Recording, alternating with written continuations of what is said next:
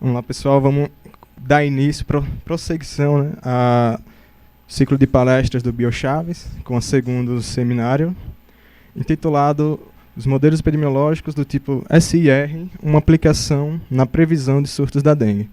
O título é um pouco grande, por isso que eu estava colando no slide, tá? Bom, eu sou Tiago Santos, sou aluno de mestrado aqui do programa de pós-graduação em Engenharia Elétrica, integrante do Biochaves. Bem, como o título pode estar indicando um pouco, esse seminário ele foi dividido em duas partes, em dois blocos, um apresentando um pouco sobre os modelos epidemiológicos do tipo SIR e outro sobre a aplicação dele, principalmente voltado ao campo da gente da engenharia eletrônica. Ok? Vamos lá. Bom, eu retorizei ele dessa forma, com uma breve introdução, falando sobre a problemática da epidemiologia, falando um pouco sobre os modelos, necessariamente SIR. Após isso, a evolução dele é uma adaptação para o caso da dengue, que é o SIR-SI, e o segundo bloco, que é a parte de estimação de parâmetros, ajuste de curvas e previsão de cenários de surtos da dengue. Bem, vamos lá. Antes de vir para cá, um pouco mais cedo, eu recebi uma mensagem de Jonatas, que está logo ali, né? Dizendo, Tiago, você viu essa notícia que aconteceu ontem de um surto da dengue? Então aí eu lanço a seguinte pergunta para a galera aqui. Qual foi a última epidemia mais recente que a gente ouviu ter notícia? Coronavírus, né? Alguém comprou alguma coisa da China? Perigoso, né? Complicado. Então, nesse sentido, eu não pensei tanto não explicar a importância de estudar a epidemia, porque eu acho que ele está bem claro nos noticiários o tempo todo, né? Então eu queria fazer um sentido melhor, explicar por que um engenheiro eletrônico estaria estudando esse tipo de coisa, certo? Nesse sentido... Opa, cadê? Quem é que a gente é habituado a ver estudando as epidemias? Doenças em geral, os surtos. A gente está mais acostumado a ver biólogo, a galera da área de saúde em específico, né? Gente de saúde, medicina. Então, é a galera que mais estuda, mas por que um matemático ou um engenheiro estaria interessado em estudar esse tipo de coisa? Bem, é um meio que fato que a medicina ela tem avançado nos tratamentos de certas doenças, mas toda vez, bem frequentemente, surgem novas que infestam a população humana e não na mesma proporção a gente encontra os tratamentos para ela, certo? E até a gente encontrar esse tipo de tratamento, essa doença pode já ter causado um estrago tremendo, certo? E a gente estaria de mãos atadas. Nesse contexto, a matemática ela entra tentando, como é que eu posso dizer? Tentando realizar modelos, uma tentativa maior de prever a propagação desse tipo, entender os mecanismos que geram a propagação das epidemias. Talvez entendendo esse tipo de coisa, a gente consiga elaborar métodos para tentar freá-la, certo? Opa, eu acho que eu avancei um pouco a pergunta, né? Mas vamos lá. E a engenharia eletrônica? Qual o interesse nessa área em específico? Bom, nesse contexto, a engenharia eletrônica ela é bem vasta, ela pode estar atuando em várias partes desse ramo, dando auxílio em alguns equipamentos ou em outras coisas, mas especificamente para esse trabalho, a engenharia eletrônica, as ferramentas que a gente aprende lá, as técnicas, vão dar suporte para a gente em extrair informações, certo? Que não são possíveis de medir diretamente. Veja, se a gente for pensar no mundo real como um sistema, ele seria um sistema quase em caixa preta. A gente não tem como ter acesso a todas as variáveis lá dentro, a gente não tem como medir. Então a engenharia eletrônica ele vem aqui nas nossas técnicas para tentar extrair esses dados que a gente não consegue mensurar na prática. E com esses dados ainda, nesse trabalho, a gente vai conseguir prever cenários dos surtos da doença, especificamente a dengue. Também. E justamente essas extrações de informações foram obtidas com auxílio dos modelos SIR. Bem, Então vamos aos modelos SR. O que é o modelo SR? Eles são modelos matemáticos geralmente dinâmicos, geralmente, não necessariamente, que ele busca entender a evolução dos estados de saúde de uma população no tempo, onde os estados de saúde são suscetíveis, que são pessoas que podem vir a ser infectados, infectados, que podem vir a transmitir a doença, a infecção a outro indivíduo, e recuperados, que são aqueles que têm imunidade à doença. Bom, é interessante notar que eu disse a evolução no tempo. E como é uma evolução no tempo, uma das primeiras considerações que o modelo tem é que a população seja uniformemente distribuída. Então, só para critério de ilustração, ficou meio ruim, mas imagine que cada bolinho vermelho, poxa, era para ter apresentado no Google. O Google fica certinho. Cagou um pouco. Beleza, mas vamos lá. Imagine que aí, vamos exercitar a imaginação agora, sejam vários pontinhos azuis e cada pontinho é um indivíduo, que eles estão interagindo numa população uniformemente distribuída. E que cada contato que essas bolinhas dão, que esses indivíduos dão, pode ocorrer ou não a propagação, pode ocorrer a transmissão. Quando é que ocorre? Quando o indivíduo suscetível, ele encosta em um infectado. Certo? Bem, até aí é o modelo SI básico. Eu não sei porque ficou, peço desculpa, gente. Do doc do coisa ele está certinho, tá? Mas vamos lá. Bem, além dessa consideração, os modelos podem ficar muito complicados se você não deixar ele mais enxuto. Então, algumas outras considerações são feitas, geralmente são feitas na literatura, né? Uma delas é a população constante, ou seja, o número de pessoas que morrem é contabilizado, balanceado com os que nascem. Tá? Isso é geralmente para simplificar nas análises subsequentes. Recuperados não perdem imunidade. Isso pode, algumas infecções você pode ter uma imunidade parcial, mas você pode perder. Então, nesse modelo que a gente vai estudar em específico aqui, não há perda de imunidade. Outra é não há morte pela doença. Esse também é um daqueles outros critérios que é só para simplificar nas análises. Certo?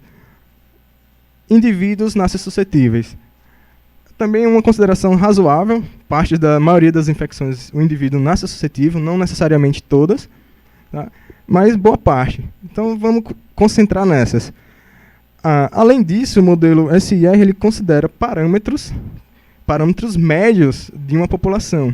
Parâmetros como taxa de vida, esperança de vida, expectativa de vida, taxa de contatos médios, que isso vai depender de cada doença. Porque imagine, se você tem uma gripe, ela é muito mais fácil de ser transmitida, que é via aérea, do que uma que você transmite pela saliva, por exemplo. Então, a taxa de contato médias da população. Bem, esses parâmetros eles ficam melhor expressos aqui. Vamos lá explicar cada ponto.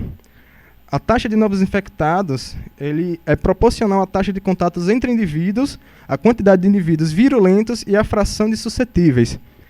Essa frase está dizendo é o seguinte: imagine que um indivíduo ele tem três interações diárias capazes de transmitir a doença.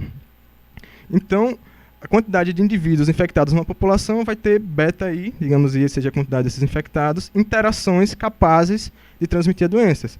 Mas dessas interações, como a gente considerou lá, uma população uniformemente distribuída, apenas uma fração delas será em contatos com pessoas suscetíveis, que é o que de fato vai ser os infectados secundários. A outra taxa é indivíduos doentes se recuperam uma taxa média gama. Tem umas letrinhas gregas aí, mas eu prometo que elas vão sumir, elas não são de interesse agora. E a taxa de mortalidade e natalidade é igual a μ. Não foi considerado população constante, então essas taxas são iguais para manter relativamente a população com o mesmo número de habitantes. Bem, esse modelo, com todas essas considerações, ele foi estudado por esse Hitchcock, desculpa a pronúncia, não sei como é que pronuncia esse cara, lá em um artigo dele em 1976. É um dos modelos. Ele é bem referência para vários outros, é um dos artigos bem referenciados na área mesmo. Tá? Sem mais delongas, agora eu vou apresentar para vocês o modelo SIR propriamente dito. Está aqui ele. Consegue enxergar? Tá bonitinho? Tem uma caixinha aqui branca, tá? Ele está dentro, tá? Não é a caixinha. O que foi que eu fiz aqui? existe muita formulatória lá, muita letra grega, então acaba complicando o entendimento. E eu preferi fazer o seguinte: pus ele numa caixinha branca para dizer, olha, eu tenho acesso a todas as informações que estão lá dentro e eu consigo alterar aqueles parâmetros médios girando essas bolinhas aqui, válvula. Eu consigo girar ele e deixar em algum lugar. Tá? Além disso, eu consigo abrir ela e verificar cada estado da população. Dizer, olha, tem tantos infectados, tem tantos recuperados. A gente consegue ver isso. Ele é uma caixinha branca. Isso é importante para dizer que, olha, no mundo real, essas caixinhas geralmente são quase pretas, a gente não tem acesso a essas informações. Certo? Outra, eu botei essa setinha para dizer que é uma das saídas mais comuns na vida real, que seria a taxa de novos infectados. Então, a taxa de novos infectados é uma das poucas medidas que a gente tem acesso no mundo real. Até porque quando as pessoas ficam doentes, geralmente elas procuram um posto de saúde. Então, essa medida é relativamente fácil de se obter. Mas a quantidade de infectados, a quantidade de suscetíveis e recuperados, isso não é uma medida clara. E aí entra aquele que eu tinha falado antes, onde entra a engenharia eletrônica, nossos processos que a gente tem, de realizar essas medidas. Mas vamos por parte. O que foi que eu fiz? Eu girei essas manivelas essas válvulas, para deixar uns parâmetros mais ou menos razoáveis e sair mexendo em um parâmetro que eu achava interessante, importante, que seria a taxa de contatos entre indivíduos da mesma população, para ver qual era a saída, qual seria a taxa de infectados. E aí eu vi isso daí. Caramba! Luiz. Estou quase abrindo aqui o Google, porque todas as coisas estão ficando estranhas. Nossa. Tem uma coisa? Gente, vamos dar uma pequena pausa.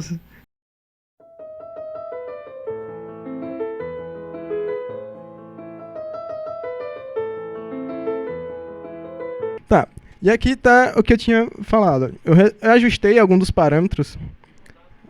Oi? Isso é a taxa de novos infectados. Tá? Isso daí é o que a galera geralmente procura. Eu não botei unidades porque isso daí você pode assumir qualquer unidade de tempo. Anos.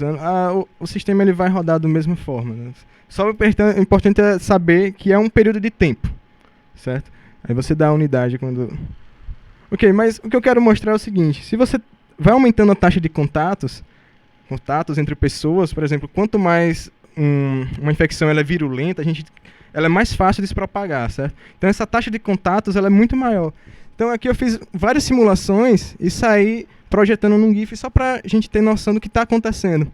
E aí você vê que com o aumento da taxa de contatos, a quantidade de pessoas, a taxa de incidência da doença, ela aumenta muito.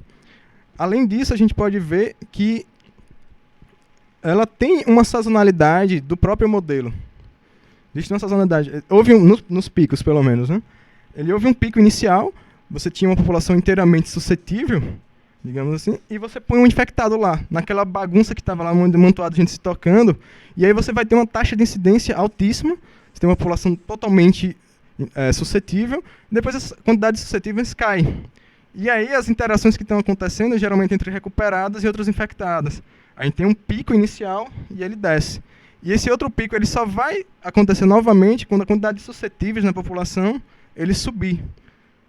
Certo? Que acontece num períodozinho ali depois dos 50, período de tempo. Ok? Então, só que no início, se a gente vê a taxa de contatos perto de 1, parece que a epidemia se cessou, ficou ali embaixo, foi para 0. Será que existe um valor mínimo da taxa de contatos para haver a epidemia? Será?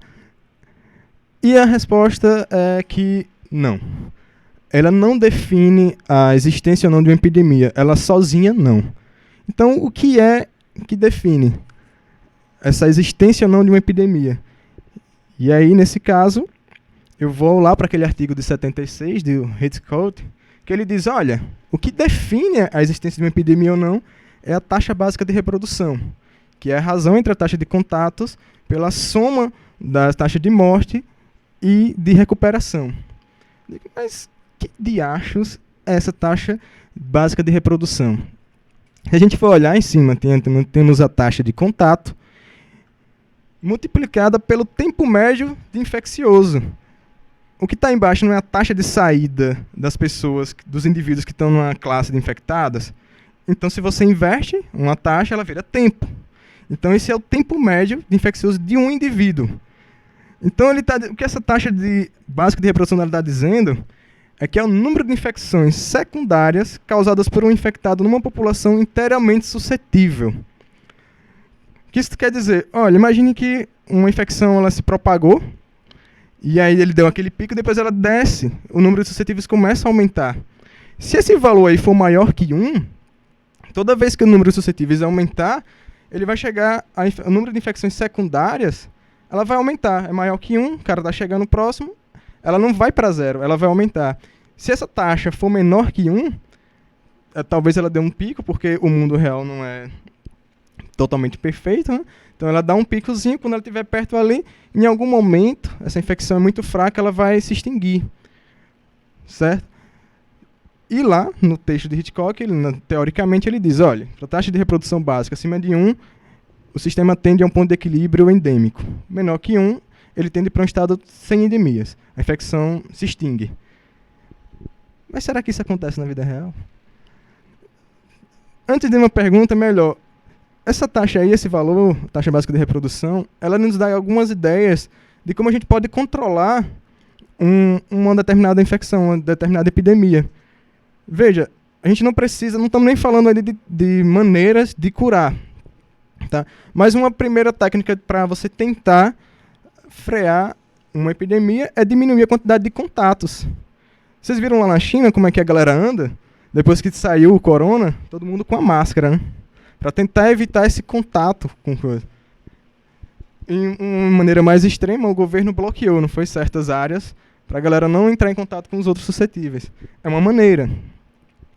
E aí, quando geralmente as pessoas encontram formas de curar as pessoas no tratamento, o que a gente está fazendo exatamente é diminuindo esse tempo, esse valor gama, essa taxa de recuperação, a gente está levando ela para o máximo, né? Pro máximo.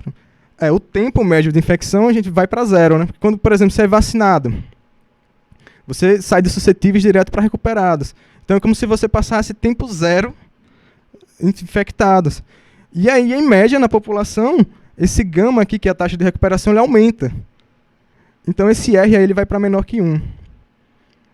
Só que aí eu volto àquela pergunta, será que a taxa básica de reprodução menor que 1, ele garante ou não a extinção de uma doença? E a resposta é não necessariamente. Imagine essa situação, você tem blocos de populações, certo? Podem ser cidades, estados, países. Por exemplo, imagine que esse verde aí é o Brasil. Em um caso agora que aconteceu recentemente, o do sarampo, o Brasil estava livre do sarampo. Ele estava fazendo sua parte, estava vacinando a galera, estava livre de sarampo, ou seja, o R0 lá estava menor que 1. Certo? Só que aí o que aconteceu? A gente, na Amazônia e Roraima, ali, a gente tem uma interação muito forte com a Venezuela, que estava acontecendo um surto de sarampo lá. E aí o que aconteceu nesses estados foi que a procura por vacina diminuiu. As crianças não estavam sendo todas vacinadas. E aí nessas migrações que acontecem direto essas interações entre populações, acabou que o vírus entrou novamente na Amazônia e na Roraima, e no período de 2018 a 2019, aconteceu um surto de mais de 10 mil casos de sarampo no Brasil. Tá? E isso é isso que quero dizer com não acabar necessariamente com a epidemia. Num mundo tão globalizado assim, não basta você fazer sua parte, né? É bem complicado para se extinguir certas doenças. E sabe qual é um vírus mais perigoso ainda? Dá para ver aqui os pontinhos vermelhos? O vírus mais perigoso ainda é a dengue. Porque, pense no vírus chatinho. A gente não tem cura para ela, a gente só tem um tratamento. Ela fica em mosquitos, que é uma população, uma espécie diferente da gente, e não só em mosquitos, ela fica em algumas populações de animais. E aí, mesmo que a gente tivesse encontrado uma cura, uma vacina para a gripe, a gente teria que fazer esse esforço de controle sempre. Sempre. Porque não tem como você acessar os outros animais assim. Ou a gente monta outra forma de estratégia, que ninguém pensou ainda, mas com as formas que a gente conhece hoje, é muito difícil. Mesmo que você extinga nos humanos, ele vai estar circulando ainda no ambiente. E aí, no primeiro momento que a gente deixar de controlar, você vai ter uma população inteiramente suscetível, quase muito grande.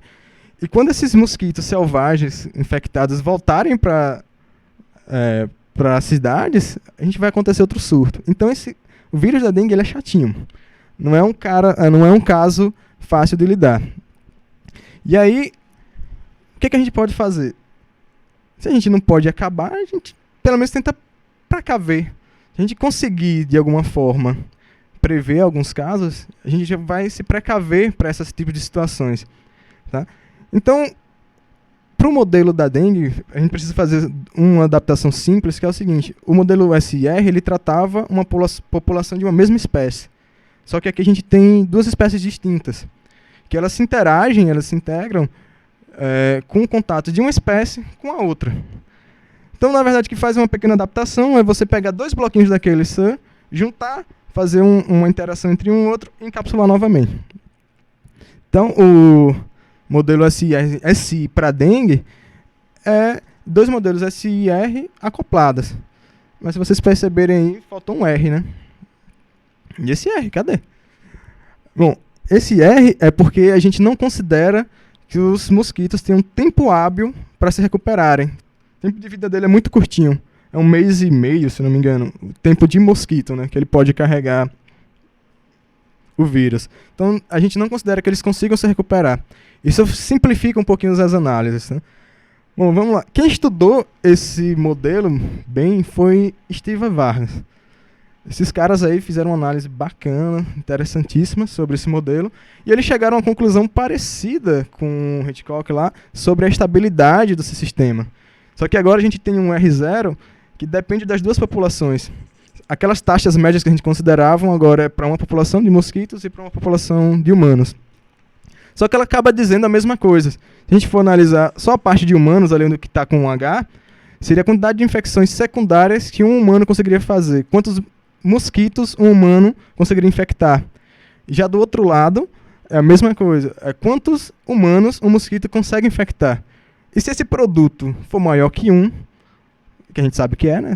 A dengue tá aí já tem um tempo, então a epidemia ela se alastra, ela não se erradica sozinha, naturalmente. Tá? Vamos lá. Tá. Mas o que a gente pode fazer? Uma das coisas que a galera começou a pensar, voltando àquele exemplo que eu tinha dado lá da caixa preta e da caixa branca, era a galera começou, olha, se a gente conseguir estimar quanto tem de populações infectadas, infectados suscetíveis e por aí vai, talvez com essas informações a gente consiga bolar alguma estratégia de prevenção, talvez a gente consiga bolar alguma estratégia de precaução, a gente consiga prever, ou a gente consiga, um pouco antes, extrair informações que não sejam tão fáceis de mensurar na vida real. Né? E aí a galera começou a fazer o seguinte, o primeiro passo, ajuste de curva. Então você imagina que a gente tem uma curva para dengue dessa forma. E a galera começou, olha, se eu conseguir girar aquelas manivelinhas de tal forma a ajustar esse cara aí, eu vou estar extraindo alguns valores que a gente não pode medir na prática. Certo? Só que a gente vem o primeiro problema. Eu usei o mesmo slidezinho porque é equivalente, o modelo SI, eles têm uma equivalência.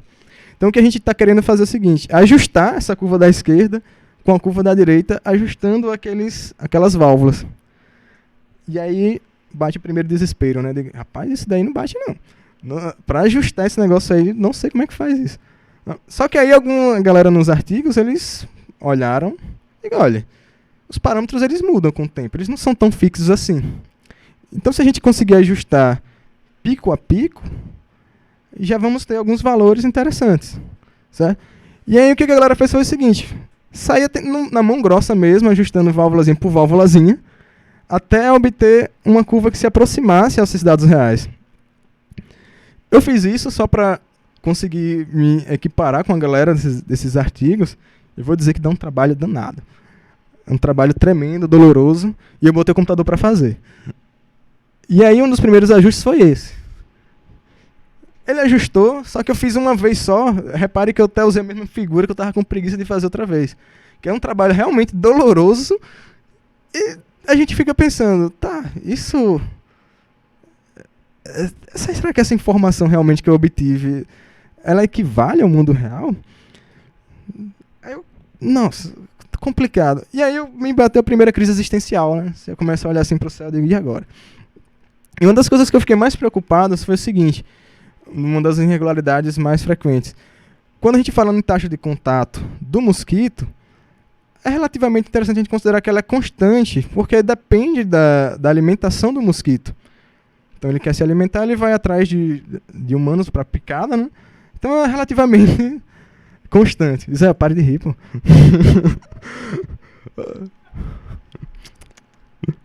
Vamos lá. Voltando, né? Vou ignorar isso. Voltando. Então, a taxa de mosquito humano, a taxa de contato mosquito humano, é relativamente constante. Mas será que a taxa de contatos humano-vetor é? Isso me causou algumas dúvidas, mas aí eu criei um certo exercício mental. Imagine que todo mundo que está aqui nessa sala, eu trouxe aqui uns saquinhos com os mosquitos para vocês, eu dou um mosquito para cada. Sou mal, né?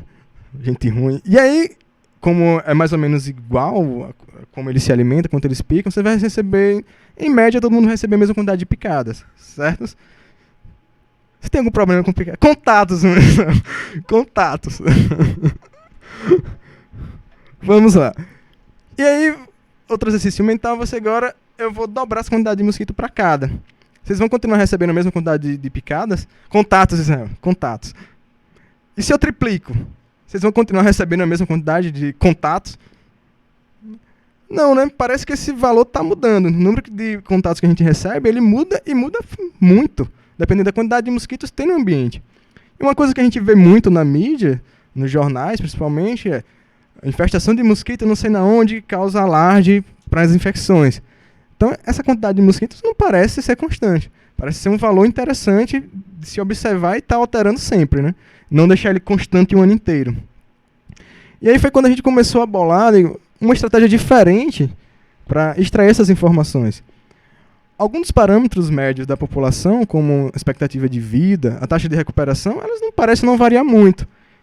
Certo? E aí a gente foi lá, ajustou, deixou eles em algum ponto que a gente acreditava que foi medido nos órgãos. E a gente fez o seguinte, olha, esses pontos a gente vai deixar fixo, só que essa taxa de contatos humano-vetor, ele varia muito. Vamos botar ele como uma entrada. Foi o primeiro ponto. Ou seja, a gente parou de olhar de uma perspectiva, olhou para outra. Só que ainda tem o problema dos estados das pessoas, dessa população. Quantos são infectados, quantos estão suscetíveis. E essas medidas não é fácil de você se obter. E aí acaba que esses estados a gente pode entender como uma posição do modelo em determinado tempo. Só que a gente não tem essa informação. Então a gente dividiu o que era um problema antes de ajuste de curva em dois problemas. Encontrar o estado inicial, a gente vai deixar isso para depois. Vamos se concentrar primeiro agora na inversão de sistema. Vocês concordam comigo que isso é uma inversão de sistema? Você tem uma saída, você tem uma entrada que varia no tempo, e essa saída a gente tem esse acesso. Essa saída é a taxa de novos infectados. Certo? Que a gente pode pegar em alguma base de dados, as pessoas vão no post, né? A gente pode pegar essas medidas, a gente tem essa informação. Então o que a gente quer agora é fazer essa inversão. Olha, se eu tenho essa saída, eu quero encontrar a entrada referente a essa saída. Certo? Só que aí, repare, ainda tem um problema do estado inicial.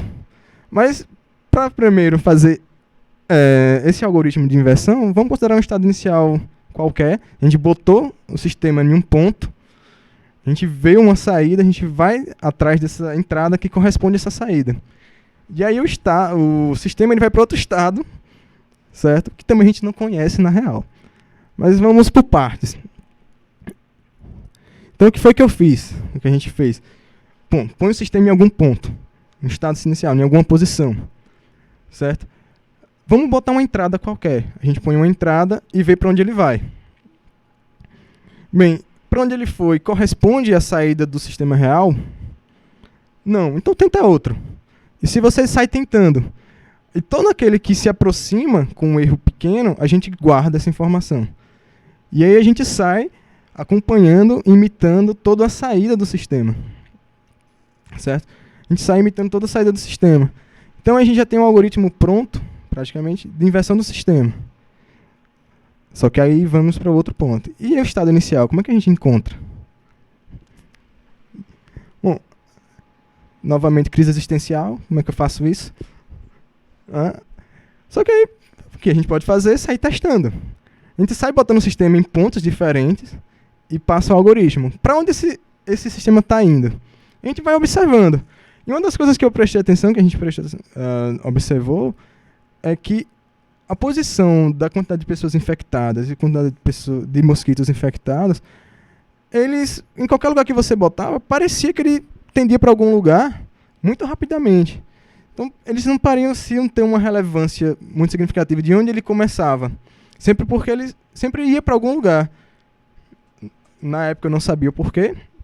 Por que isso estava acontecendo? Se a gente considera a população de muitas pessoas infectadas, uma quantidade de mosquitos muito infectados, eles pareciam não importar. O sistema ia para o mesmo lugar sempre.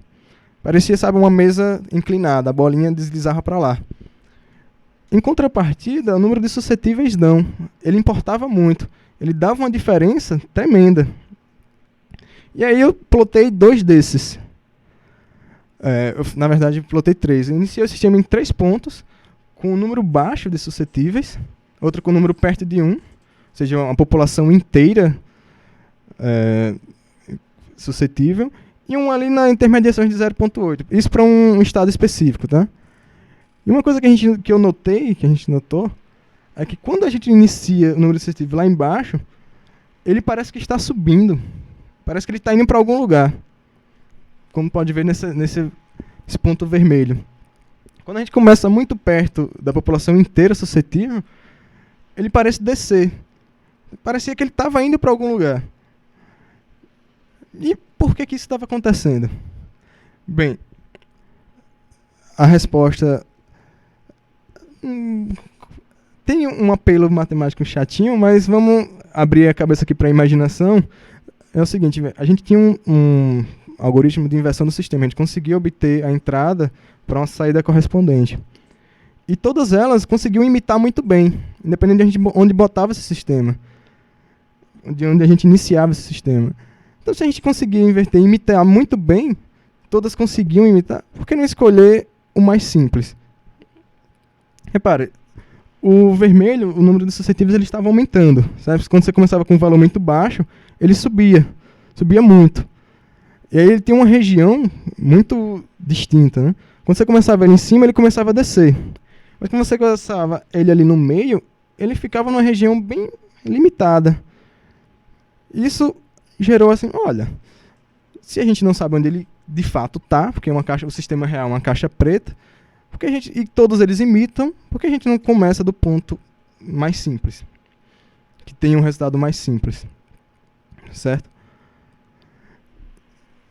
Pronto. Bom, a razão lá do que fala, por que o sistema de os infectados não importavam tanto, depois olhando assim o sistema, repare, a taxa de infectados, a fração de infectados humanos e vetores, eles dependem de taxas de entrada de novos nascimentos, taxa de morte, e a taxa de nascimento do mosquito, certo? Esses valores, eles, em termos de tempo, eles são pequenininhos. Eles são bem pequenos. E eles governavam um pouco a dinâmica do sistema no tempo. Mas eles são pequenos. E acabavam que, se você fosse olhar de forma linear, essas importâncias eram pequenas, elas acabavam muito rápido. Já os suscetíveis, ele dependia da expectativa de vida humana. A expectativa de vida humana está em volta de 70 anos. Então ele não acabava muito rápido. Ele tem uma dinâmica bem lenta. E uma das razões era justamente isso. Né? Tá. Só que aí a gente agora tinha um método para escolher esse ponto inicial, mas até agora isso parece meio balela, né? Por que isso funciona ou não? Né? Ainda está faltando alguma coisa. Bem, isso daqui foi o método completo para 2 estados, para Bahia e para São Paulo, onde embaixo está a taxa de contatos humano-vetor recuperada, em cima está a imitação que ele fazia bem dos novos casos da doença, e a gente tinha acesso também, como a gente tem um modelo branco, né, a gente tinha acesso a todas as outras informações. Então a primeira parte a gente tinha conseguido, a gente tinha extraído informação que não é fácil de medir. Vamos lá. Mas ainda está faltando algo. Lembra que eu falei que a taxa de contatos humanos-vetor, ela dependia da quantidade de mosquitos? Apesar dessa informação não ser muito fácil de se encontrar, os órgãos de saúde, eles fazem essas medidas. Eu acho que muitos já foram na casa de vocês, né? Eles vão lá ver se tem algum criame e eles relatam isso em uma base. Infelizmente, eles não disponibilizam para a gente, numa base pública, e esses dados aí, eles foram encontrados num artigo. Mas esse índice de infestação que eles medem, eles têm uma relação linear direta com a quantidade de mosquitos no ambiente. E veja, quando eu mencionei aqui a taxa de contatos humanos-vetor, ele também tinha uma relação direta linear com a quantidade de mosquitos no ambiente. Certo? E aí, eu peguei um desses dados que a gente tinha de novos infectados de um estado e os dados de infestação predial. Aí eu desenvolvi o método, rodei o método que a gente fez e comparei essas duas medidas. A entrada que a gente tinha recuperado com os dados que a galera tinha medido no sistema real.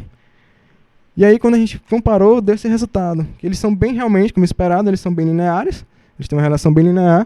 Se você for olhar, o índice de infestação, ele tem as mesmas tendências da taxa de contatos humanos-vetor que a gente tinha recuperado. Isso é um indício bom. Está dizendo, olha, o método que a gente fez está no caminho. A gente conseguiu imitar bem o sistema, a saída do sistema real, e a entrada a gente conseguiu imitar muito bem, com os dados mesmo correspondentes no mesmo lugar, na mesma região. Então, olha, esse método parece tem coisa aí. Tem fortes indícios que está tudo ok. Eu gostaria de ter mais dados dessa infestação predial para fazer mais testes. Mas, por enquanto, a gente tem isso.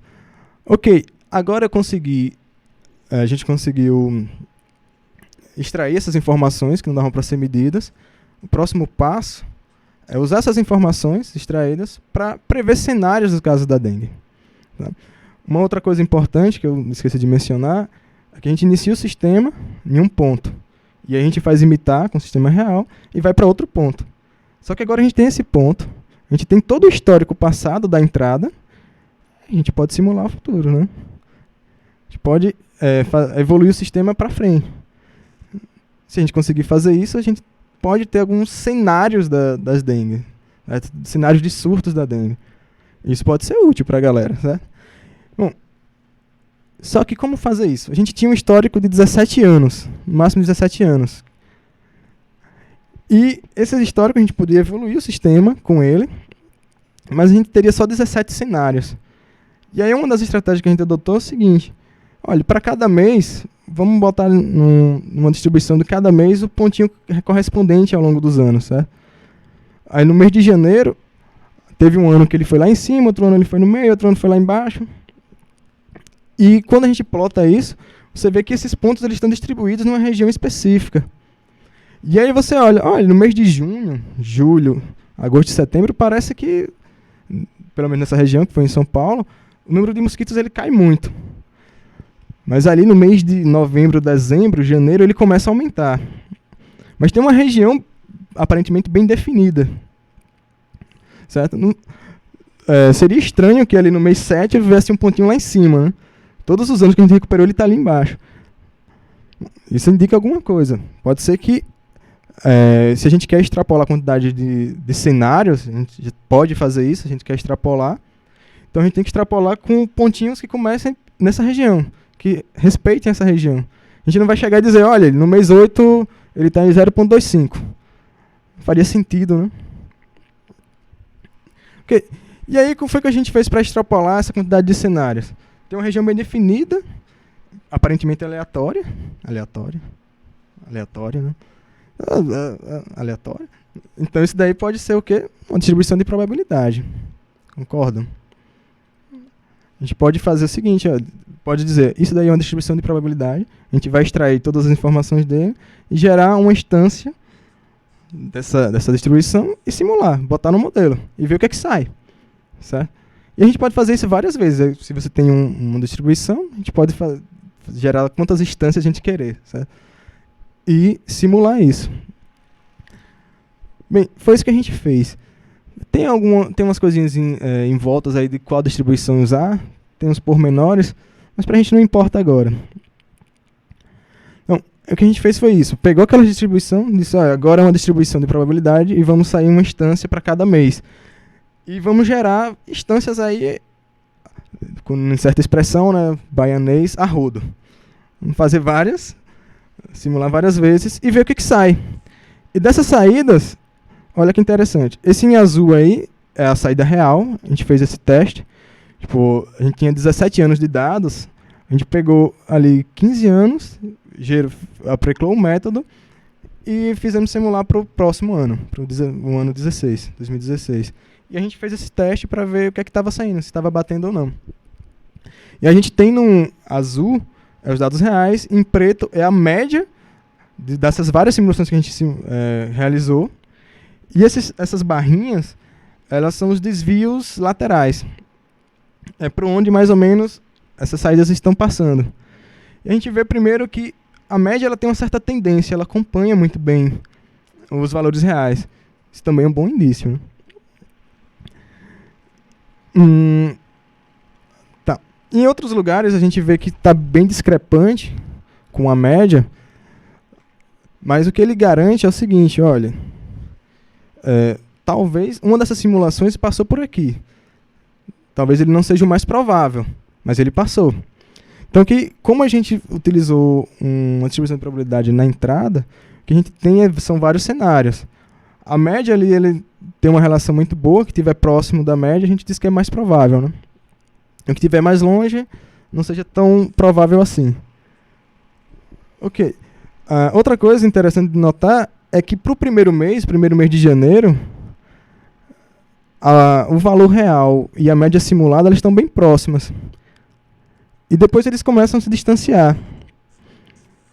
Que são aqueles meses mais turbulentos, né, mais perigosos, com uma discrepância bem maior. Outra razão, talvez por causa que isso aconteça, é que no primeiro mês a gente tinha informação do estado anterior. E nos outros meses a gente estava usando a informação simulada, que não era real. Então talvez essa seja a razão da discrepância nos próximos meses. Bom, uma outra forma de visualizar esses dados é você botar cada valor em uma caixinha. Diga, olha, se deu próximo de 3.000 infectados, a gente põe uma caixinha aqui. Se deu próximo de 4, a gente põe uma outra caixinha aqui. Isso é uma forma de visualizar por mês. Em suma, é um histograma, certo? E aí, ó, em verde é o valor médio simulado, e em vermelho é o valor real. E o que a gente nota? Valores muito acima da média, eles podem acontecer, mas são pouco prováveis. Os valores mais prováveis estão abaixo da média. Certo? Bom, eu acho que só é isso, tá? Vamos abrir para as perguntas. Obrigado aí pela atenção em peso do Biochaves. É o melhor grupo, né? Esqueci de mencionar isso, né?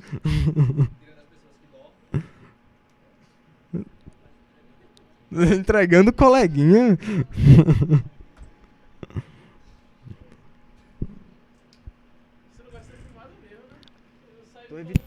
Tô evitando. Existem muitas fotos minhas rodando por aí. Tem que tomar cuidado. Tem que tomar cuidado, né? Ok. Eu tenho uma dúvida. Esse último slide aí. Opa. O que significa isso aí? Eu sinceramente não entendi nada daí. Desculpa. Então vamos lá de novo. Para o mês de janeiro, sabe aquelas simulações, várias simulações que a gente fez, e verificando a saída, a gente pegou os novos casos simulados, os vários que a gente fez, e a gente saiu botando cada caso em uma caixinha. Então, os casos que deram próximo de 0, a gente pôs numa caixinha. Quantos deram aqui? Sei não, se tá saindo. Tá saindo, eu acho que estou explicando. O histograma está sendo gerado a partir de quê? Pronto. Vamos lá. Pronto. Os dados de saída são os novos casos da doença, certo? Simulados. E aí o que a gente faz são várias simulações, são N simulações. Então, o que a gente faz é um histograma, mas como foi que esse histograma foi gerado, né? A gente disse, olha, vai ter 40 caixinhas. Então, desse ponto a esse ponto, esse intervalo, a gente vai dividir em 40 caixinhas. O que cair dentro desse intervalo aqui, as simulações que caem dentro desse intervalo, a gente marca, olha, caiu um aqui. próxima simulação. Gerou. Ele caiu em tal intervalo. A gente marca mais um pontinho aqui.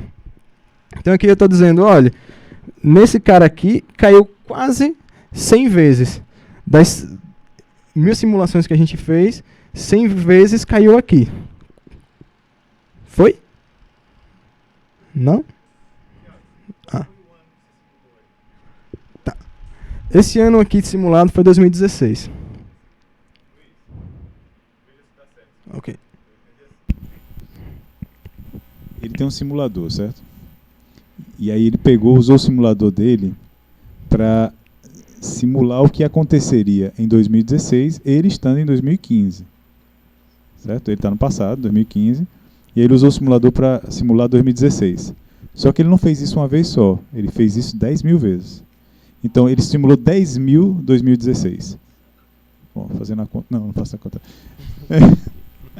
Enfim, então para cada uma das simulações, ele vai ter 10.000 cenários possíveis para o mês de janeiro de 2016. Desses 10.000 cenários possíveis, 30 tiveram uma baixíssima pontuação de novos infectados. É aquela barrinha que ele está chamando de caixinha, barrinha da esquerda. E eu acho que a maior parte dos janeiros de 2016 simulados tiveram a infestação, novos casos, né? Em torno de... Opa, como é que tá aí? Aqui tá de 0 a 1 e 0.5, né? 10 era a quarta, né? É. Mas entendeu agora onde é que vem o histograma? Ele simulou muitas vezes o mesmo ano. Agora foi, né? Só o primeiro mês. Olha lá, Neto lá atrás.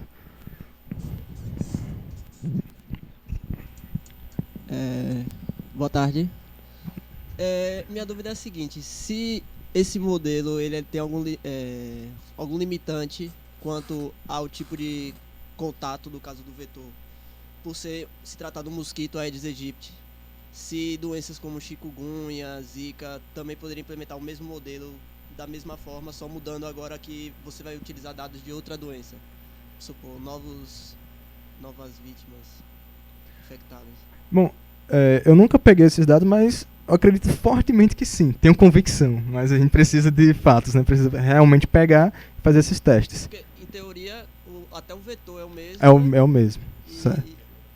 A forma de contato é a mesma. A forma de contato é a mesma. Talvez mude aí o tempo de recuperação. Isso, talvez mude o tempo de recuperação.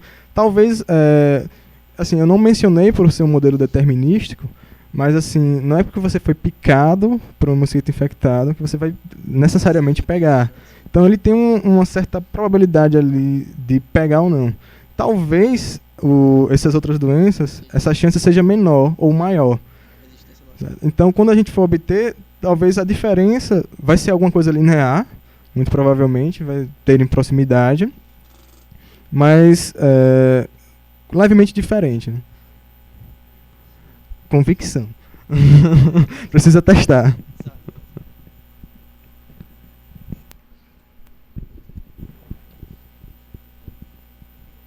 Eu tenho questão então. Vou aproveitar aqui, estou com o microfone na mão. Tiago, é porque você mostrou a transparência anterior.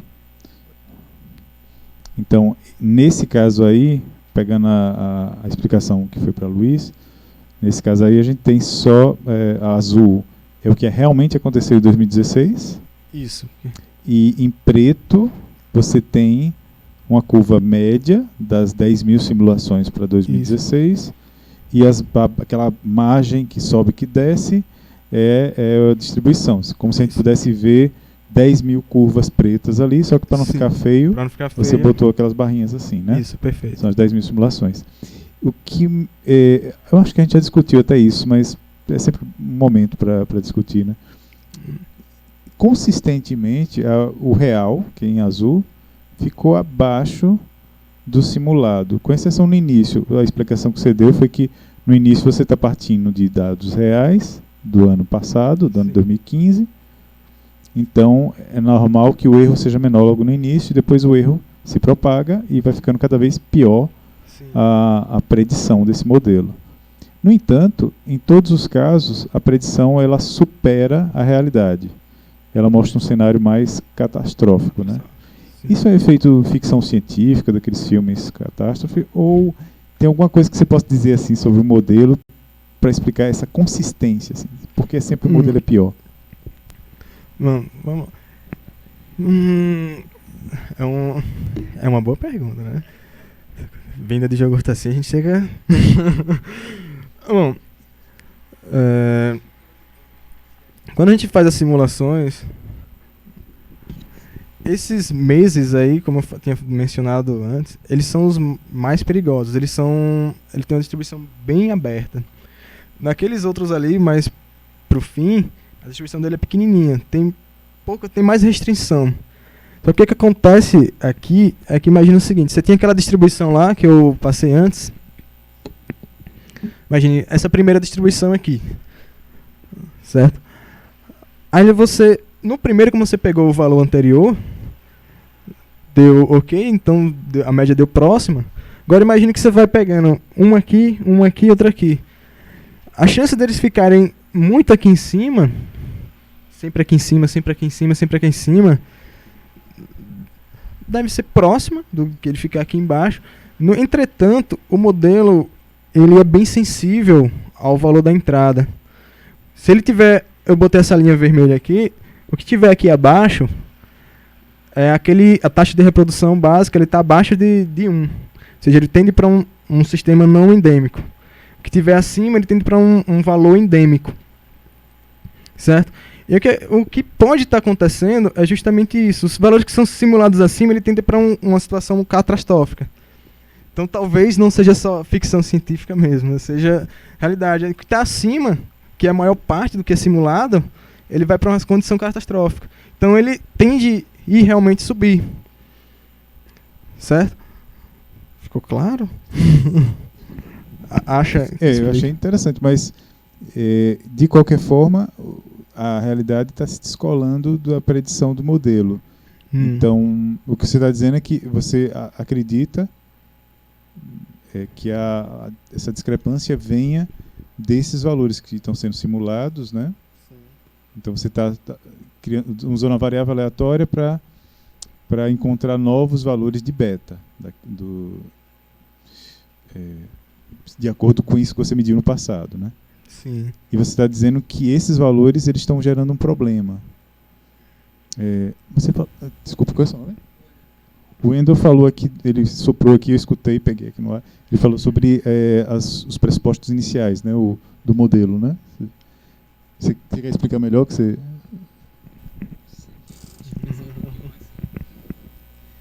Assim, é porque eu pensei que a gente faz uma simplificação, né, da situação e a gente deixa aquela, como é que eu posso dizer? A gente faz proposições iniciais e a gente diz que ela é contínua por toda distribuição. Aí eu pensei, como é algo que depende também do ser humano, eu pensei que a gente tem prioridades e aí conforme mídia, não sei o que, vai atuando, a gente vai tornando aquilo mais importante, como a gente lida com aquela situação. Então a gente começa a tomar medidas. Então aí como é que chama? As distribuições. Tende para baixo, né? Os novos. Muito bom. Muito provavelmente realmente seja isso. Quando a gente viu, a gente discutiu justamente isso. Só que, assim, nas outras infestações que tiveram, isso também aconteceu. Agora eu estou dando uma de advogado do diabo, né? Nas outras infecções que tiveram, isso também aconteceu. Então, em teoria, era para esse efeito do controle humano estar ali já dentro da recuperação do beta. Só que agora, novamente agora sou bonzinho, sou novo advogado, mudei de lado. Talvez esses valores, como as infestações não foram tão grandes, em alguns pontos o controle não foi tão forte. Aí ele deu um pouquinho acima. Aí, em outros momentos, a infectação foi um pouquinho maior, o controle foi mais ferrenho, aí o beta deu um pouquinho abaixo. Tá entendendo a pegada que eu tô tentando ir?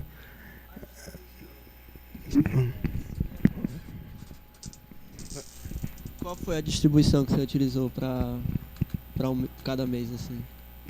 A gaussiana. A gaussiana. Existem razões para isso, mas vamos ignorar por enquanto. Certo. Por enquanto. Então, a média de Aí certa... eu vou ter que falar. A média da sua gaussiana, ela não tá sendo absorvida, sei lá, aproveitada do mês passado de alguma forma? Você está perguntando... Se, por exemplo, o resultado do meu mês de janeiro, ele contribui para o cálculo da média da minha gaussiana do mês de fevereiro. Boa, Neto. Bom, como isso daí foi uma tentativa inicial de extrapolar os dados, a gente considerou cada mês isoladamente. Mas isso faz sentido, porque, veja, você tem uma população de mosquitos que ela é dinâmica. Então, próximo mês dessa população tem que depender do anterior. Só que, por simplicidade, a gente queria só extrapolar os dados iniciais. Aí a gente disse, não, vamos dizer que são independentes. Então, minha próxima instância do mês de fevereiro não depende da de janeiro. Mas eu já estava à procura necessariamente dessa pesquisa aí em como fazer isso. Tipo, olha, a próxima instância eu quero que dependa da anterior. Aí eu fiquei já pensando em como fazer isso, entretanto são tão poucos dados que ainda não sei como dá para fazer isso. Mas eu acredito que dê, e é até uma próxima pesquisa aí. Eu acho que o que está sendo sugerido aqui, pelas questões que foram colocadas, o Wendel colocou bem, e você confirmou, e agora o Neto jogou outra hipótese, é que aí você chega nos limites do modelo, como se tivesse a realidade estivesse pedindo para você colocar um pouco mais de complexidade no seu modelo, né? Seja pela realimentação das pessoas que se protegem, e aí você argumentou bem, mas esses dados vieram de históricos em que isso aconteceu, essa realimentação já aconteceu, então ela deveria estar incorporada aí, mas talvez não esteja, né? Talvez não esteja. E você mesmo disse, né? Eu gostaria de incluir uma dependência nesses valores mensais em relação ao valor passado. E essa dependência é uma realimentação. Então, talvez essas coisas que foram colocadas aqui estejam bem conectadas. E o questionamento do Neto está bem pertinente também, né, sobre esse ponto. Acho que tem uma série de... Isso é legal, né? Porque você chegou num ponto do trabalho que é realmente um fechamento, mas dá para ver que tem mais coisa. Tem muita coisa aí pela frente pode ser explorada, né? Isso é legal. Muito bom. Não,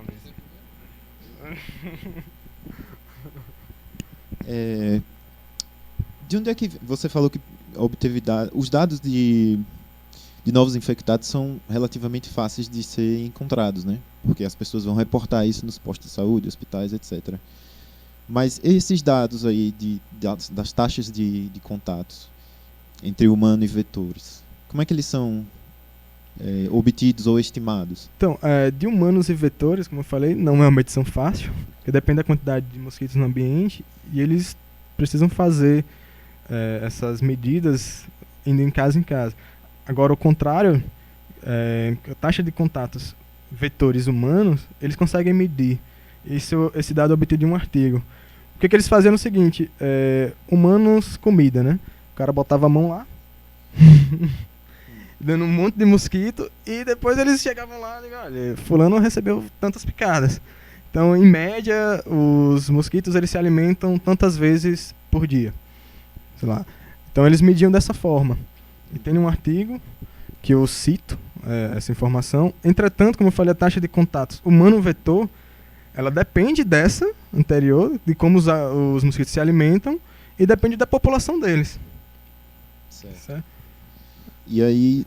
Então, medir diretamente, só para concluir, desculpa, então, medir diretamente a taxa de contatos humano-vetor não é fácil, não é uma tarefa fácil, certo? Então, é aí que talvez uma das contribuições do trabalho é justamente estimar esse valor a partir de outros dados que estão disponíveis para a gente. Tá, então essas taxas de contato é que são esses pontos aqui no gráfico, né? e que variam de acordo com Com a o época do ano. ano. Isso, com a época do ano e com o mês.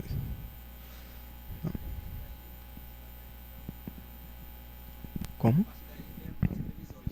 Sim, a partir daí vem as previsões.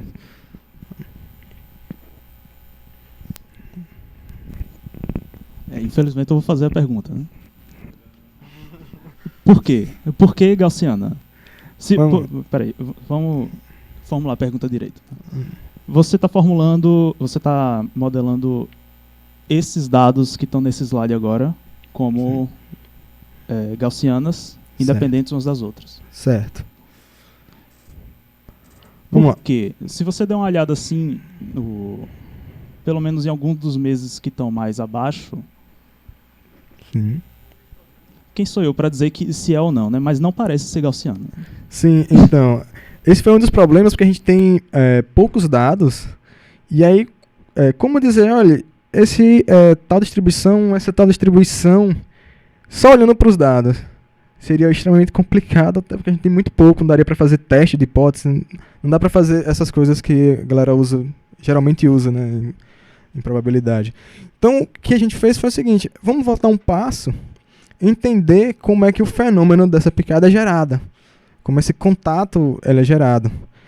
E aí, se lembra que eu falei que, dependendo da doença, existe uma probabilidade de quando a pessoa picar em você, ou o mosquito picar em você, você contrair ou não a doença, certo? Existe uma possibilidade. Isso vai variar de vírus para vírus, né? Então, pronto. Repare, a gente tem vários contatos dos mosquitos com os humanos em determinada época, certo? Que tem uma chance P de transmitir ou não, caso seja um contato que possa transmitir, né, entre um infectado e um suscetível. Então o que a gente tem, vamos dar números, né, a gente tem NP picadas em determinado período, e cada picada tem uma chance P de transmitir a doença. Então, se você fizer o seguinte, o problema se restringe em contar quantas picadas houve a transmissão. Você concorda comigo que isso parece aquele processo de contagem binomial, sabe, de Newton? Esse daqui tem uma chance P, esse daqui tem, esse daqui não tem, esse daqui pode ocorrer, e você vai contar quantas vezes ocorreram. Então, em NP tentativas, você vai ter uma chance P de acontecer. E agora acho que eu acabei me perdendo aqui. Vamos voltar. Vai dar binomial, né? Isso? Agora eu imagino que esse N é muito grande. Então a gente faz a aproximação da gaussiana. Foi?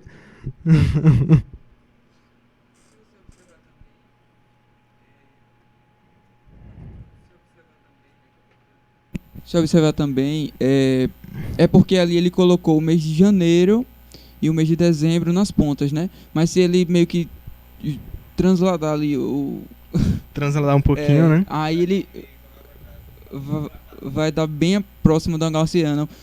Eu acho que principalmente por conta de distribuição de chuvas e temperatura, que está muito associado com a multiplicação do vetor. Isso. Perfeito. Ele tocou num ponto agora interessante, dessa períodos chuvosos, é que em cada canto do Brasil a gente tem um período temporal diferente, né? E aí é interessante falar nisso, é que em São Paulo ele tem essa carinha. Existe, se eu não me engano, foi em Minas Gerais, quando eu tracei essa curva, ele começa a crescer o mosquito lá pelo mês de setembro. Ele começa em um período diferente, ele tem um período chuvoso, aparentemente, diferente. O ciclo do mosquito lá é diferente do ciclo do mosquito em São Paulo. Isso faz algum sentido, já que o Brasil tem tamanhos continentais, cada estado ele tem uma dinâmica diferente, né? Tiago, mas eu queria fazer uma observação. O Wendel observou legal que se juntar os gráficos do dezembro e botar para o lado de cá, que esse aspecto lembra realmente uma gaussiana. Mas eu acho que a pergunta do Tiago, ele estava mencionando a distribuição de pontos em uma linha. Na lá. linha, né, no mês. Então, na verdade, a gaussiana a gaussiana vertical. Ela tá saindo do slide. Tá saindo do slide. Mas, de fato, você tem razão. Aquilo ali também tem uma coisa Que lembra, né? Que lembra. Mas essa aí seria mais difícil de justificar. Muito difícil de justificar essa Tem a ver com o clima, né? Mas isso aí tem muita com a sazonalidade do mosquito, né? Com o clima. Perfeito. Isso aí já é mais pra frente, né? Se observar a distribuição dos meses menos chuvosos, como não tem o valor negativo, deixa de ser uma gaussiana por limite da natureza. Mas mesmo, né? como muito bom o ponto que o Neto falou, Exato. por isso que na verdade é uma distribuição binomial. A binomial não permite número negativo, né? Ela está Sim. contando coisas, mas a gente aproxima pela gaussiana por simplicidade. O conveniência. computador não vai aguentar muito, não. Uma instância binomial para esses números aí seria difícil, viu? Porque veja, o beta H, ele é menor que 1, né? Então, teria que simular primeiro a quantidade de contatos lá com a binomial, para depois dividir pelo número da população, para obter esse cara aí. E quando você faz isso, a população, o número correspondente ao tamanho lá da binomial é enorme. E simular uma instância da binomial requer um processamento terrível. E aí a gente fala, vamos aproximar logo pela gaussiana, e a gente faz tudo de uma vez. E é bem mais fácil, né, simular uma instância da gaussiana. Agora, aproveitando aí o gancho da observação de Neto, se você pegar lá no mês 9, tem uma coisa esquisita que acontece, que meio que provoca a gente, o raciocínio da aproximação pela gaussiana é bom, mas por que aquele ponto ficou tão longe assim? Aquilo é tão improvável, né? Se fosse pela aproximação da gaussiana, aquilo seria raríssimo. E, no entanto, no mês 10 aparece de novo essa raridade. Então isso remete em questão o modelo gaussiano. É bem colocado e talvez a solução seja bem aquela que a gente tinha comentado há pouco, que era considerar o mês anterior. A dinâmica do mês anterior. Porque aqueles pontinhos fora da curva poderiam ser um caso raro, e cuja aí dinâmica deixou todo mundo fora da curva, né? Todo mundo fora da curva. Aí faz sentido. Certo. E aí essa correção, se essa correção fosse incorporada ao modelo, talvez aquela catástrofe, aquela tendência catastrófica nem acontecesse mais, né? Perfeito. Pode ser. Olha lá atrás. Então deixa eu ver se eu entendi. Essas bolinhas pretas são dados reais, né? Não, essas bolinhas pretas são estimadas pela gente, pelo nosso método. A partir dos dados reais. Certo. Então, quando você vai fazer suas simulações, você pega esses pontinhos aí, esses valores que você estimou, né? E para cada mês você vai usar uma gaussiana que você modelou a partir desses valores estimados, né? Isso. Perfeito. Certo. Mas você usa... Acho que era o que o Jogor estava falando agora. Então você não... Por exemplo, vamos dizer que você sorteou no primeiro mês aquele ponto lá em cima, o mais alto de todos. Aí no outro mês acabou saindo o ponto lá embaixo. Então você não está usando não tem uma dependência condicional. Isso, certo. Não tem uma dependência. Isso pesa muito, já tinha sido percebido antes, de certo modo, só que a gente tentou, não usou porque é muito poucos dados, a gente queria simplificar, queria extrapolar a quantidade de possibilidades de forma mais simples, né? Porque é muito pouco dado, mas eu queria incorporar assim, estou pensando ainda em formas de incorporar com tão poucos dados. Se tivesse mais, eu acho que daria para fazer um negócio bem legal nesse tipo. Agora, só pegando o gancho, repare como esse negócio que foi mencionado, ele é muito problemático. Imagina, você simula uma instância aqui nesse mês, aí simula outra aqui, aí outra aqui. Não faz sentido nenhum. Não faz sentido nenhum. Aí... Isso talvez explique porque o seu gráfico no início ele está tão distante do gráfico real, né? Isso. E depois, do meio pro ano pro final, ele já está mais próximo. Porque a sua distribuição ali, pelo menos visualmente, está mais agrupada. E aqui na frente, não, você pode sortear. Isso. Perfeito. Uma das coisas que a gente fez, eu acabei não colocando aqui, mas que melhorou bastante, relativamente, né? Ou seja, só ficou com esse problema. Que foi o seguinte, Em vez de a gente simular o ano inteiro, a gente pegava a última instância de tal mês e simulava o próximo. Então você tinha assim, ó, mês de janeiro, né? Eu quero simular o mês de janeiro. Então eu pegava o dado de dezembro e você simulava o mês de janeiro. Aí você tinha uma aproximação lá, bacana, que a gente viu que ficava relativamente próximo. E aí a gente pegava a instância do mês de janeiro real. Como se agora, tipo, a gente simulou o mês de janeiro, só que para ver essas previsões, né? Tomamos as devidas precauções. Acabou o mês de janeiro, a gente pegou todos os dados, já foram coletados e já foram jogados no modelo. E aí, com o dado real de janeiro, a gente simulava o mês de fevereiro. Aconteceu de novo, mesma coisa. No mês de fevereiro, a gente pega o dado real e simula o mês de março. E assim sucessivamente.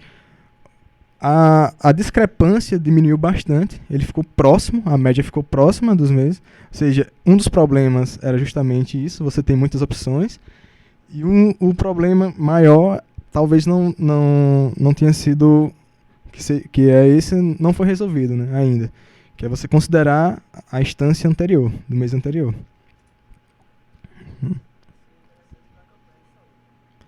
E isso seria bem interessante para as campanhas de saúde. Para as campanhas e principalmente para as precauções, né? Porque você tem um dado previsto, mais ou menos, de quantos casos vão ter, então você já prepara os leitos, né? Diga, olha, a gente vai receber uma galerinha aí. Você, por exemplo, não sei como é que esses dados são atualizados também no sistema, mas... É lento. É isso. Se for, por exemplo... Felizmente. Você sabe quanto é, mais ou menos? Bom, o último dado, para você ter ideia, o último ano de dados que a gente tem dos casos da dengue é em 2017. Quando eu comecei a pesquisar, só tinha até 2015. Mas nem a secretaria... porque aí já é mais da administração, né? Outro problema. Sabe esses dados de infestações? Na época que eu estava estudando, eu corri muito atrás nos laboratórios, no Enose, no departamento de saúde, e atrás desses dados. O que acontecia? Eu fiquei decepcionado. Ou eles não tinham esses dados, ou eles não disponibilizavam. Não era fácil. Eu cheguei até a enviar um requerimento, todo formal, nunca me responderam. Mas isso torna pelo menos um apelo à agilidade do sistema. Porque se você está assim, por A mais B, que... é relevante, dado né? A informação do mês atual, o próximo mês você oferece mais informações para combater isso, a doença. Exato, uma previsão melhor, né, de algum certo modo. Sabe, ainda o que me entristece é que eles têm esses dados e por alguma razão eles não distribuem. Eles nem põem uma base, você chega lá pedindo e eles não dão. Por mais que seja uma... Oi? Eles têm a planilha de Excel, né?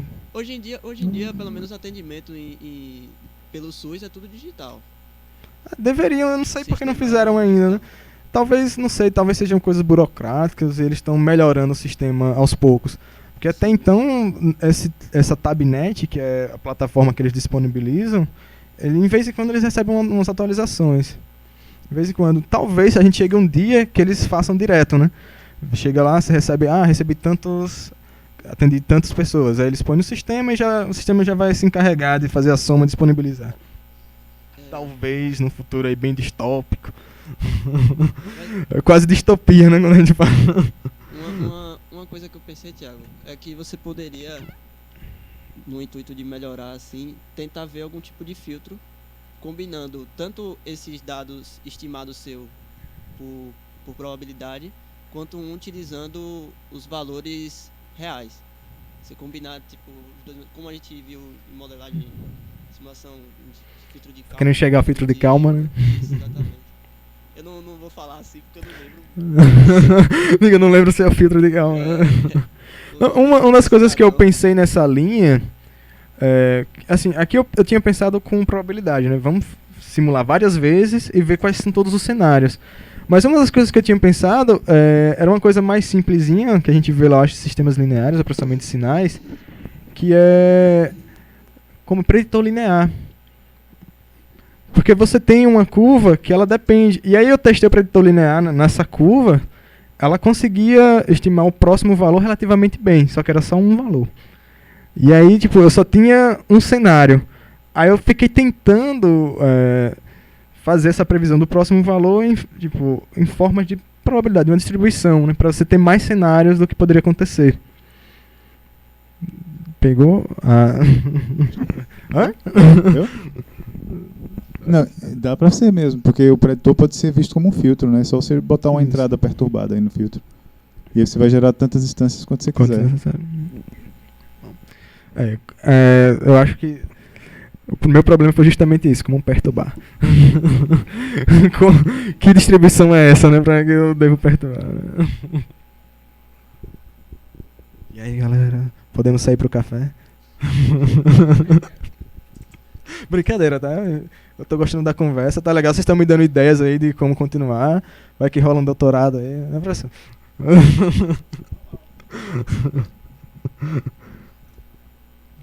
E aí, mais alguma coisa? Gabriel tá com vontade.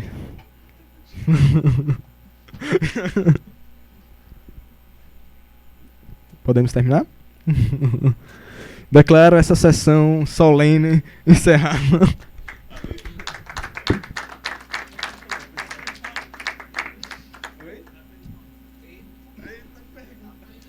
Esse tipo de pergunta é... Calma lá.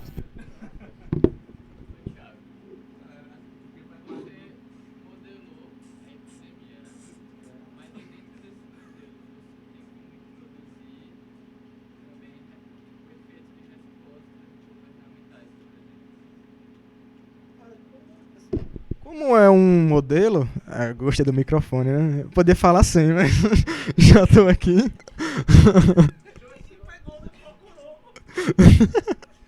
Então, como é um modelo, a gente pode sim testar vários efeitos. Eu só não saberia dizer, tipo assim, uma medida do governo vai alterar como o modelo, vai entrar como. É no sentido de mensurar mesmo. Aí o microfone, né?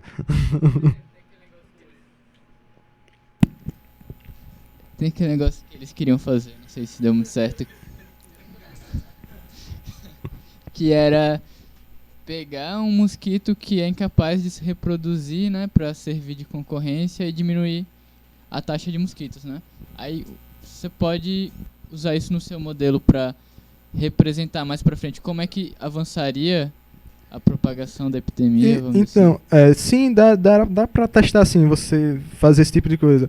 Agora, o grande problema é em termos de medida mesmo. Como essa medida vai abaixar em quanto a quantidade de mosquitos?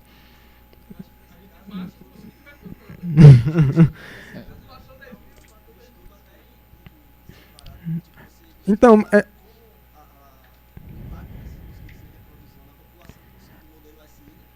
isso, a gente pode fazer esse tipo de simulação, por exemplo, vamos dizer que essa medida ela reduziu em metade o número de mosquitos na natureza. Aí você vai lá, diminui metade e simula. Só que o que eu estou dizendo é que essa medida em si, eu não sei dizer quanto especificamente ele vai reduzir. A gente sabe que vai reduzir, mas reduzir, porque você saber que vai reduzir não é uma medida, né? A gente só sabe. A gente pode testar situações, né? Vamos reduzir tanto. Vamos dizer que reduziu em 3 vezes, reduziu em 2 vezes, reduziu em 4. O que eu tava falando é o seguinte, como você tem as duas populações e você meio que já leva em conta a população de mosquito, né? Essa informação que ele falou daria para você estudar só o impacto da população do mosquito mesmo. E daí você, sabendo como a população do mosquito vai ter um efeito, né, nessa população de mosquito, daria para você prever no sistema maior como esse tipo de medida traria surte o efeito, né? Como esse tipo de medida... Que efeitos esse tipo de medida surte, né? Que é até bastante interessante, até, porque Sim. é algo novo, né, que está se testando e você Sim. mostrando... Nem precisa alterar o modelo, é só a entrada, né? Só pegar a entrada.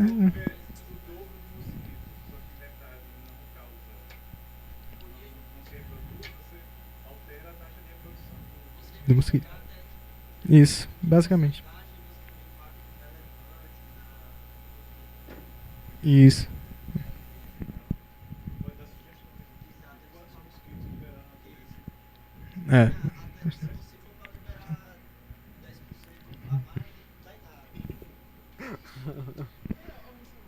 Eu pensei que a gente ia pro café.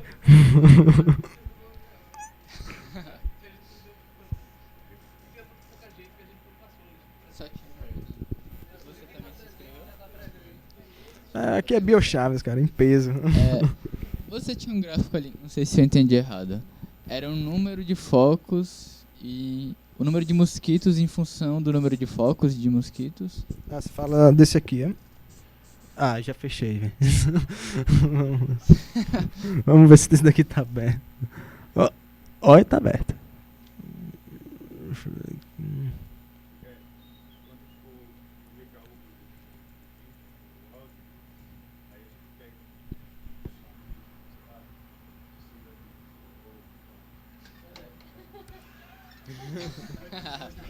Essa ideia já foi discutida antes. A gente já tava discutindo. Aí quando virasse, ia estar lá Neto, o único que não é do Biochaves, dormindo. Era a pretensão. Oi. Só lembrando que o trabalho de Thiago foi foco de do último podcast do Biochaves, que em breve, em algum momento do futuro, vai sair o novo volume do podcast, que é do trabalho de Felipe Almeida. Pronto. Paz. Bom, Felipe Paz. É Felipe. Esse daí, Gabriel? Esse. Então, esse daqui... Pronto. Você tem um índice de infestação, que é aquela medida assim, eles vão lá na casa e dizem, olha, aqui tem tantos focos da dengue. Então, tantas... Eu não sei como eles chamam, vipas? Não sei, é aquele cabecinha de prego que popularmente, né? Ele diz, quantos tem daquilo, quantas larvas tem em cada prédio. Eles fazem uma média, tem uma relação amostral, eles dizem, olha, o índice de infestação predial é tanto. Ou seja, em tantos prédios que a gente visitou, tantos tinham esses ovos, essas larvas. Ou seja, então, isso dá uma ideia da população de mosquitos, sabe? Ela é diretamente proporcional à população de mosquitos. Da mesma forma que eu estava obtendo era a taxa de contatos humano-vetor, que também tem uma relação linear com o número de mosquitos. Como a gente tinha aqui na nossa... como é que se fala? Nossa imaginação aqui, como a gente pôde experimentar na imaginação. Exercício mental. Experimento mental, pronto, melhorou. Então você pode ver o efeito de diminuir o índice de infestação predial de 3 para 2. O que tem. Isso. Pode, né? Isso. Era o que Neto estava discutindo. Quantos ia reduzir, que essa medida, né, iria reduzir no modelo. Que a gente só teria que alterar esse valor. O problema que eu botei era quanto, né? De quanto isso. Testa as várias e vê o que é que...